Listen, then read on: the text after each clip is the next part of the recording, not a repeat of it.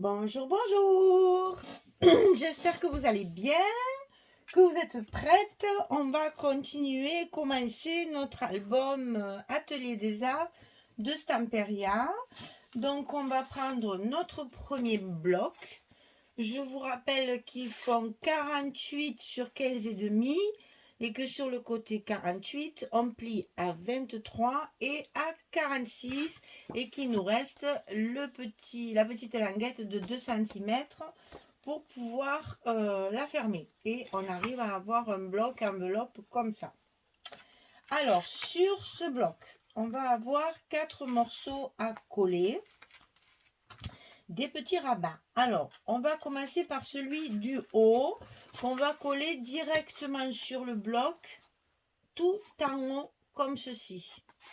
Alors, celui-ci, il fait 14,5 sur 15,5 et sur le côté 14,5, on va plier à 12 et à 12,5. On a notre fameux petit gousset d'aisance de 0,5 cm. Et celui-ci, on va le coller sur le haut de notre bloc. En faisant bien entendu attention à ne pas coller le gousset. Il faut que notre gousset continue à faire office de volume pour pouvoir y glisser des photos à l'intérieur sans que ce soit préjudiciable à la fermeture. Il faut que notre fermeture fonctionne toujours. Alors, on colle bien notre languette, on reforme un peu notre gousset et donc ce rabat est de la même largeur que le bloc. Je précise ça parce que celui-ci, non.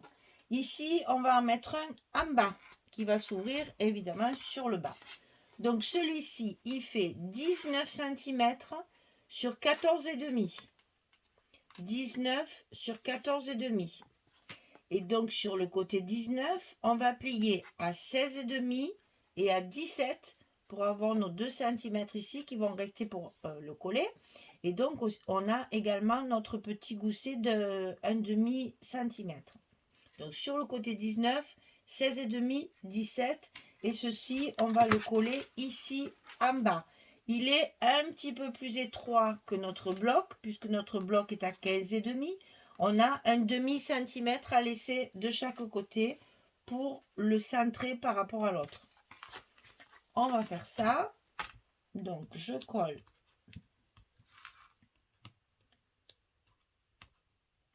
Eh bien.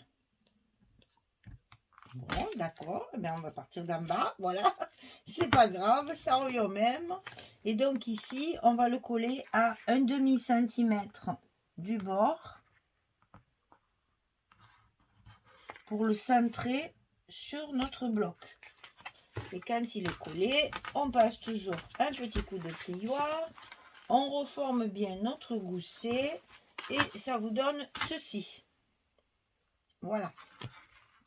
Et c'est celui du bas qui va venir sur... Non, c'est le contraire. C'est celui du bas, oui, c'est ça, qui va venir sur celui du haut. Ben là, c'est important par rapport à mes images. Si vous n'avez pas le même papier, bien sûr, après, vous faites ce que vous voulez. Donc, ensuite, on va coller à l'intérieur de notre enveloppe ici, tout à fait à l'intérieur sur le côté gauche. On va y glisser ce rabat comme ceci, qui va venir se fermer comme ça. Donc, ce rabat, 14 cm sur 23, c'est la hauteur totale de notre bloc. Et sur le côté 14, on va plier à 11 et à 12. Cette fois, on va avoir un gousset d'1 cm totalement, enfin un total de 1 cm. Et évidemment, on va mettre la colle et le scotch à l'intérieur de notre petite languette. Et on va venir la coller à l'intérieur de notre enveloppe du côté gauche. Le long du premier pli de notre gousset.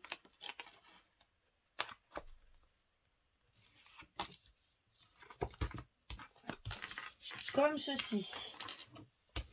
Voilà, il faut que le gousset reste bien droit. Hein, si vous mettez la deuxième pliure, si vous la mettez trop à l'intérieur, il ne se fermera pas correctement. Donc, on pense bien à mettre notre pliure ici, la première pliure seulement dans l'enveloppe et l'autre non. Alors, de l'autre côté, on va mettre un deuxième petit rabat. Celui-ci, il fait 11 cm sur 23, donc il est également de la longueur de notre bloc. Et sur le côté 11, on plie à 8, on plie à 9. On a le même gousset bien sûr de 1 cm que de ce côté. Et celui-ci, on va le glisser à droite de notre enveloppe. Comme ceci. Toujours pareil, le long de la première pliure. Et ça va venir se fermer comme ça. Donc ici, on enlève le scotch.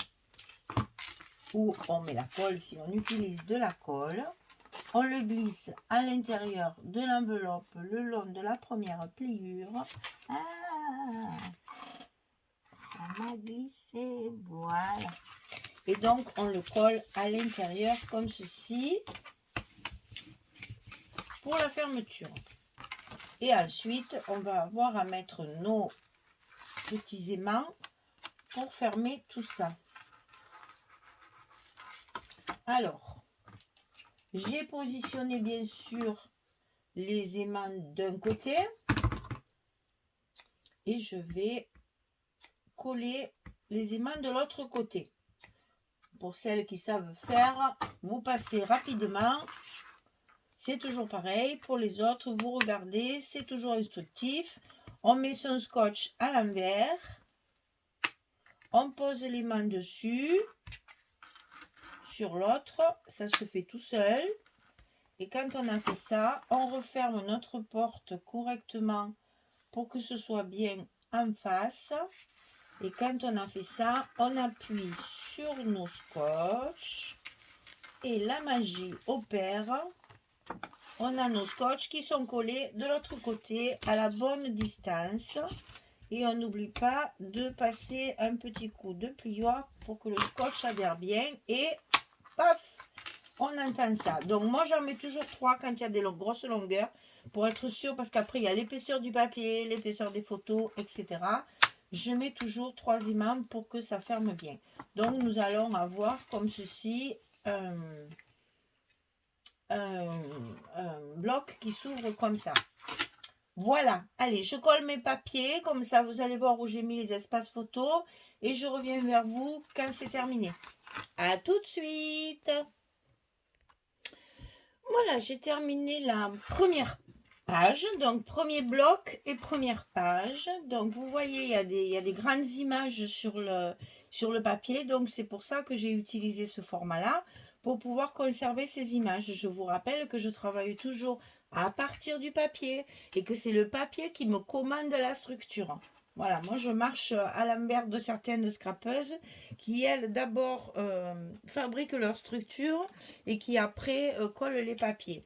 Moi je travaille à l'envers ou à l'endroit parce que c'est plutôt comme ça qu'il faut faire. Mais bon, ce que je veux dire, c'est que si vous avez une grande image comme ça et que vous avez prévu de petites structures comme ça, vous allez être obligé de couper le chevalet et je trouve ça très dommage parce que vraiment il est magnifique. Donc il faut le mettre en valeur sur le début de votre page pour justement qu'on le voit bien et qu'il soit bien mis en valeur. Voilà, donc ici un espace photo avec une chute de papier.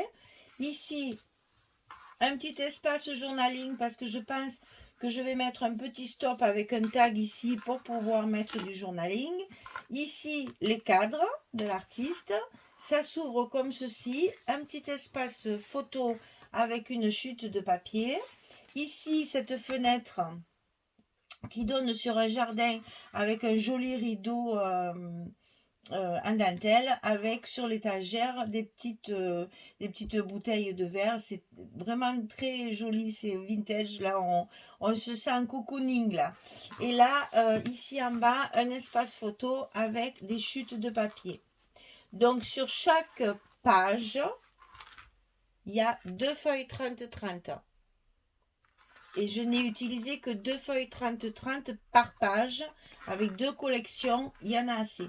Donc ici, cette planche-là, ce papier-là, avec les jolis pinceaux artistes, là, la petite épingle allège le bouton, le papillon. Ici, c'est une chute du papier qui me restait. Donc, je l'ai gardé pour faire mon stop, pour mettre ma carte à l'intérieur comme ceci. Et ici, pareil, travailler avec des chutes de papier pour faire un patchwork sur la carte photo. Et on la glisse comme ceci sous le petit stop. Le petit stop, oh j'ai le OK, tout est sous le petit stop. Donc vous voyez sur cette page-là, toujours pareil, on peut très bien mettre une photo ici, elle y va totalement. Donc on peut compter 1, 2, 3, 4 et ici 6. On a donc avec 2 pages 30-30 fait un espace photo de 6 photos. Et ici, on va faire un petit tag pour faire du journaling. Et donc, on rabat le haut, on rabat le bas, on rabat à droite et on ferme à gauche. Et voilà notre page numéro 1 qui est terminée. Voilà, mesdames.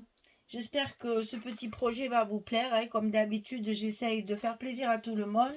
J'essaye de travailler divers papiers pour changer un peu de style.